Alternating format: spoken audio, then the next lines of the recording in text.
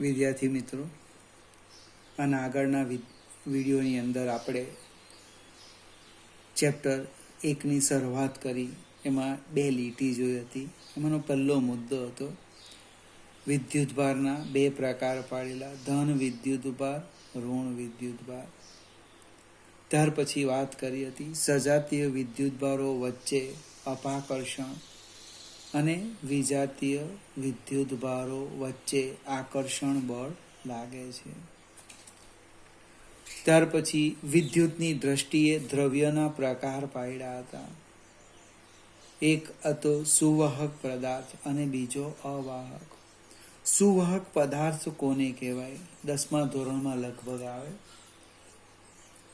જે દ્રવ્યમાંથી વિદ્યુત પ્રવાહ પસાર થાય, એટલે કે વિદ્યુતભાર ગતિ કરી શકે તે દ્રવ્યને સુવાહક કહેવાય. અથવા બીજી પણ વ્યાખ્યા છે, જે દ્રવ્ય પાસે મુક્ત ઇલેક્ટ્રોન હોય તે દ્રવ્યને સુવાહક કહે છે. તો અવાહક કોને કહેવાના? અને સુવાહકના ઉદાહરણમાં લેવું એટલે ને કોપર, એલ્યુમિનિયમ, લોખંડ, વિદ્યુતના સુવાહક. અવાહક કોને કહેવાના? આના કરતા ઊંધું. દાખલા લાકડું એ અવાહક છે, કાચ એ અવાહક છે, પ્લાસ્ટિક એ અવાહક છે. જે દ્રવ્યમાંથી વિદ્યુત પ્રવાહ પસાર થતો નથી તેને આપણે કહેવાના વિદ્યુતની દ્રષ્ટિએ અવાહક, અથવા એની પાસે મુક્ત ઇલેક્ટ્રોન નથી. એની ચર્ચા આપણે બીજા ચેપ્ટરમાં કરીશું. તેવા દ્રવ્યને અવાહક કહે છે. હવે એક બીજો અગત્યનો મુદ્દો છે કે એક સુવાહક મારી પાસે છે, એની ઉપર આપણે વિદ્યુતભાર મૂકવામાં આવે તો એ વિદ્યુતભારનું શું થાય? સુવાહકની સપાટી પર એક સરખી રીતે વિતરિત થઈ જાય. હવે સુવાહકની જગ્યાએ અવાહક પર મૂકો તો શું થાય? અવાહક પદાર્થ પર વિદ્યુતભાર મૂકવામાં આવે ત્યારે એ વિદ્યુતભાર જ્યાં મૂકે ત્યાં જ રહે. ત્યારે તે વિદ્યુતભાર તમે જ્યાં મૂકવાના તે સ્થાન પર રહે. એની સપાટી પર વિતરિત થતો નથી. એની સપાટી પર વિતરિત ન થાય. ફરીથી, સુવાહક હોય એના પર તમે વિદ્યુતભાર સ્થાનાંતર કરો, મૂકો તો એ સમગ્ર સપાટી પર વહેંચાય, પથરાઈ જશે. જ્યારે અવાહક પર તમે જ્યાં મૂકો ત્યાં જ રહેશે. એનું એક સરસ ઉદાહરણ છે, ચોપડીમાં આપ્યું છે. કેટલાક મિત્રો શું કરે છે, આપણે પ્લાસ્ટિકનો જે કાંસકો છે આપણે વાળ ઓળવા માટે, એને સૂકા વાળમાં ફેરવી દઈ, બરાબર ને? પછી કાગળના નાના ટુકડા નજીક લાવો તો એ નાના ટુકડાને આકર્ષે, બને એની તરફ ખેંચાય. હવે એમાં શું થવાનું? તો કે એ જે પ્લાસ્ટિકનો કાંસકો છે એ કાંસકા ઉપર વિદ્યુતભાર જ્યાં મૂક્યો, ઘર્ષણને કારણે વિદ્યુતભાર પ્રાપ્ત થયો એ ત્યાં જ રહેવાનો. એની જગ્યાએ તમે સ્ટીલની ચમચી લેવો ને કોરા વાળમાં ઘસો, પછી કાગળની નજીક લઈ જાઓ, થાય? ન થાય. કેમ ન થાય? તો એમાં શું બને છે કે જે સ્ટીલની ચમચી છે સુવાહક,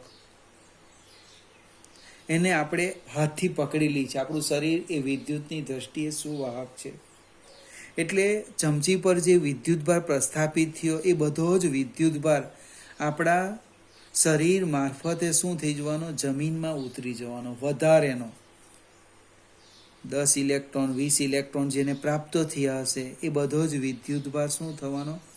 જમીનમાં ઉતરી જવાના. કોના થ્રુ? એ વાહક થ્રુ, આપણા હાથ થ્રુ એ જમીનમાં જતો રહે છે.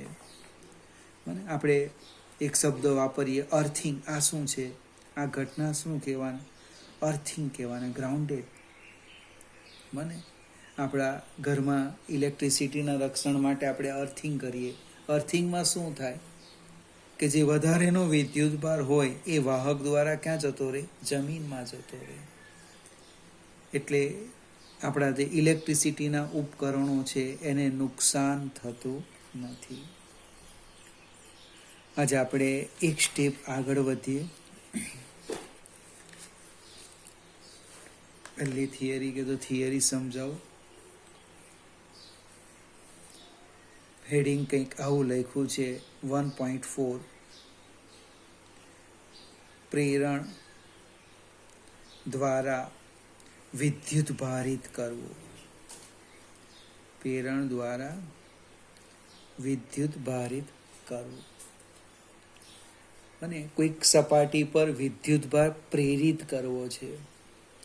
કોઈક સપાટી વિદ્યુતની દ્રષ્ટિએ સુવાહક છે, એની ઉપર આપણે વિદ્યુત ભાર પ્રસ્થાપિત કરવો છે.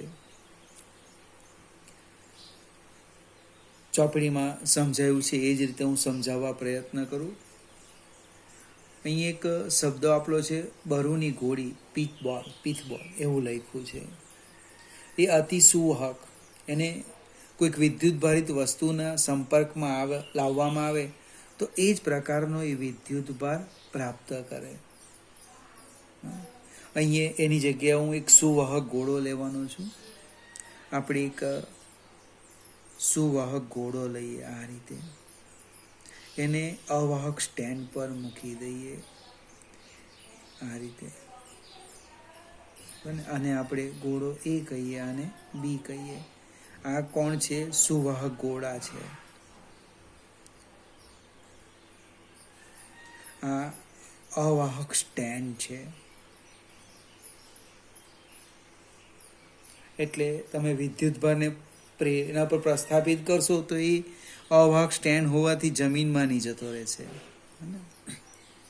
હવે આજે આકૃતિ પ્રમાણે જોઈએ તો બંને ધાતુના ગોળાઓ છે એ અને બી એ વિદ્યુતની દ્રષ્ટિએ તટસ્થ છે. એની પાસે હાલમાં જે વિદ્યુત ભાર છે એ શૂન્ય છે. કુલ વિદ્યુત ભાર લખો.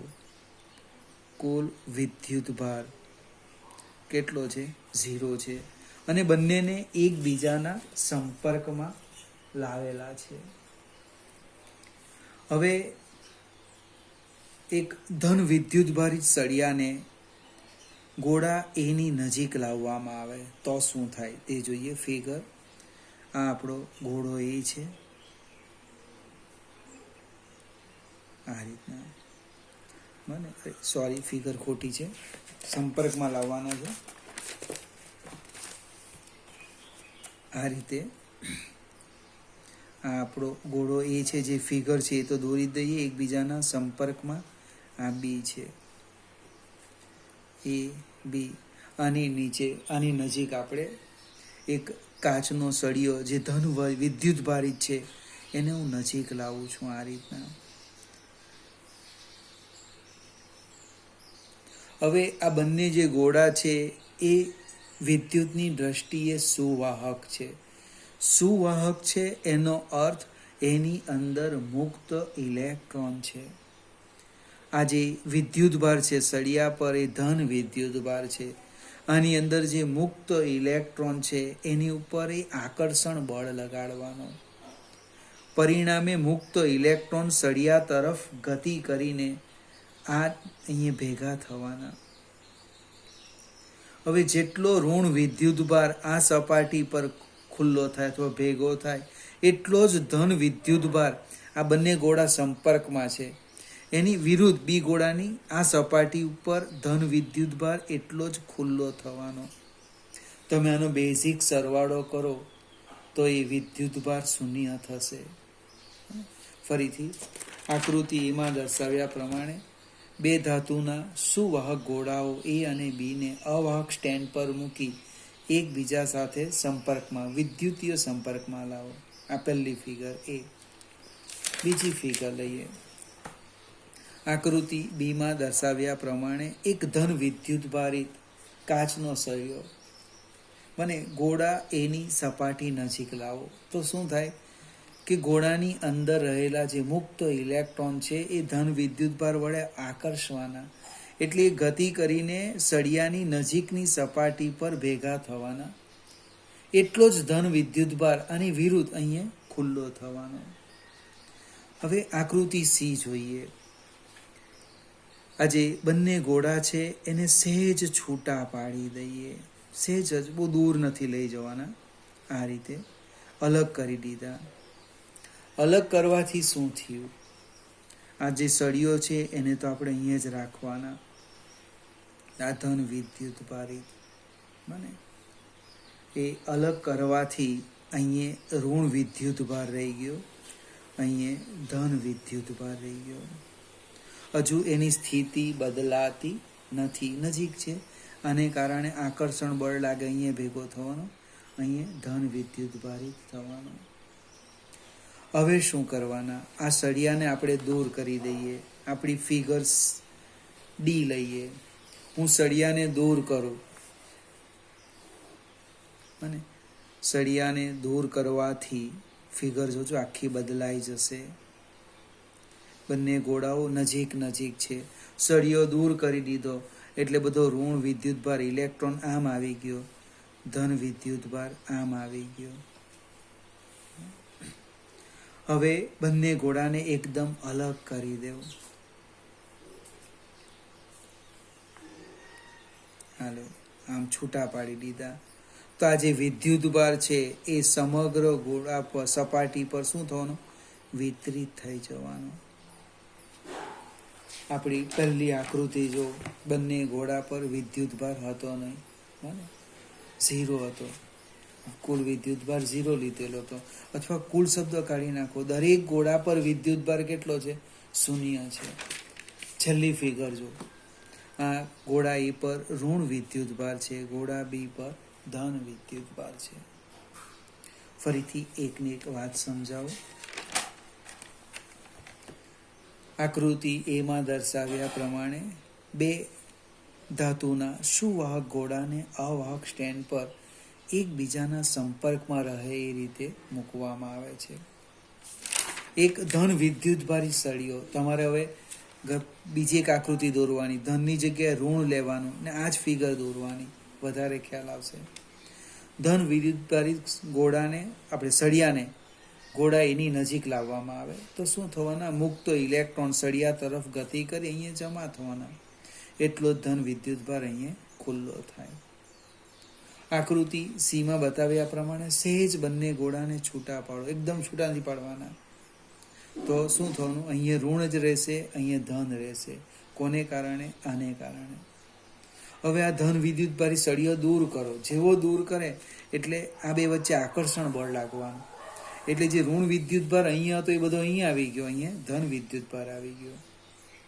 હવે આ બે વચ્ચેનું જો અંતર વધારી દે બને, એટલે આકર્ષણ બળ હવે રહેવાનું નહીં. હવે શું થવાનું? આ જે વિદ્યુતભાર પ્રસ્થાપિત થયો એ સમગ્ર સપાટી પર એક સરખી રીતે વિતરિત થવાનો. અને અહીંયા બંને ઘોડાને આપણે શું કીધું? વિદ્યુતભાર પ્રેરિત કીધો. એના ઉપર વિદ્યુતભાર શું કીધો? પ્રસ્થાપિત કીધો. ફરીથી આ જ આકૃતિ તમારે જાતે સમજવાની છે. ધનની જગ્યાએ ઋણ વિદ્યુતભારી સળિયો લેજો અને આ બધી જ ફિગર, પહેલી ફિગર કોમન છે. અહીંયા ઋણ લેવ, અહીંયા ઋણ લેવ, દૂર કરો, દૂર કરો તો એ પર કયો વિદ્યુતભાર આવશે અને બી પર કયો આવશે તે જોજો. હવે અહીંયા ઘટના કઈ બની તમે જો ચેક કરો. વિદ્યુત ભારિત વસ્તુને, આ એક વિદ્યુત ભારિત સળિયો છે, એને વિદ્યુતની દ્રષ્ટિએ એટલે વિદ્યુતભાર રહિત બને આ જે ઘોડાઓ છે એને સંપર્ક કર્યા સિવાય બંને ઘોડા પર વિજાતીય પ્રકારનો વિદ્યુતભાર શું કીધું? પ્રેરિત કરવામાં આવે. આ ઘટનાને વિદ્યુતભારનું પ્રેરણ કહે છે. વિજાતીય વિદ્યુતભાર, આના પર ઋણ પ્રેરિત કીધો, આના ઉપર ધન વિદ્યુતભાર પ્રેરિત કીધો. આપણી ચોપડીની અંદર જે પહેલું ઉદાહરણ છે એ ઉદાહરણ આના ઉપર જ આધારિત છે. એ એકવાર જોઈ લેજો. હું કાલે એને પહેલાં સમજાવીશ. ફરીથી વિદ્યાર્થી મિત્રો, થોડું થોડું સમજાવતો છું. હજુ આપણી શરૂઆત છે, એટલે ન ખ્યાલ આવે ફોન કરીને અથવા વોટ્સઅપ પર લખીને મને મોકલી આપવાનું. તો આવતીકાલે હું એ પહેલાં સમજાવીશ કે મને આ સમજ પડતું નથી, અને સમજાઈ ગયા પછી જ નોટમાં લખવાનું. નોટ ડાયરેક્ટ બનાવવાની નથી.